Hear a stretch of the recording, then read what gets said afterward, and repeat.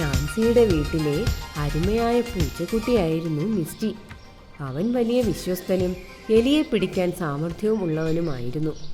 അങ്ങനെയിരിക്കെ ഒരു ദിവസം മിസ്റ്റിക്ക് നാണക്കേടുണ്ടാക്കാനായി ആ വീട്ടിൽ ഒരു സംഭവം നടന്നു. നാൻസിയുടെ ബർത്ത്ഡേ കേക്ക് ആരോ മോഷ്ടിച്ചുകൊണ്ടുപോയി.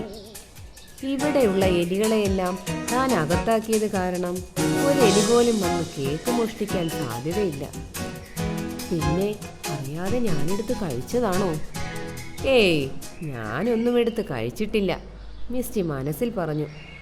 പിന്നെ ഇതാരായിരിക്കും?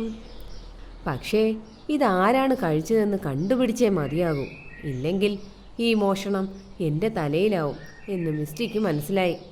അവൻ ആകെപ്പാടെ ധർമ്മസങ്കടത്തിലായി. അവിടെ മൊത്തം അരിച്ചു പെറുക്കിയിട്ടും അവനൊരു കച്ചിത്തുരുമ്പ് പോലും കണ്ടുപിടിക്കാൻ കഴിഞ്ഞില്ല. അങ്ങനെ അവൻ്റെ കൂട്ടുകാരിയായിരുന്ന വിറ്റി എന്ന ഗോൾഡ് ഫിഷിനോടായി മിസ്റ്റി സഹായം ചോദിച്ചു. എന്നിട്ട് അവളെ അവിടെ നിരീക്ഷിക്കാൻ ഏൽപ്പിച്ചിട്ട് മിസ്റ്റി ഒരു കേക്ക് കൊണ്ട് ടേബിളിൽ വെച്ചു. അടുത്ത ദിവസമായപ്പോഴേക്കും ആ കേക്കും അപ്രത്യക്ഷമായി. ആ കേക്ക് ആരാണ് മോഷ്ടിച്ചതെന്ന് വിറ്റി കണ്ടുപിടിച്ചിരുന്നു. അവൾ ഉടനെ ആ വിവരം മിസ്റ്റിയെ അറിയിച്ചു. അവിടെ അടുത്തുള്ളൊരു കുടുക്കിൽ നിന്നും വന്ന മകുടൻ എന്ന കണ്ടനെലിയായിരുന്നു അത്. അങ്ങനെ മകുടനെ കണ്ടുപിടിക്കാൻ തന്നെ മിസ്റ്റി തീരുമാനിച്ചു. ഒരുപാട് ദിവസം ഉറക്കമൊഴിഞ്ഞ് മകുടൻ്റെ താമസ സ്ഥലം മിസ്റ്റി കണ്ടുപിടിച്ചു. രാവിലെ എണീറ്റ മകുടൻ ഞെട്ടിപ്പോയി.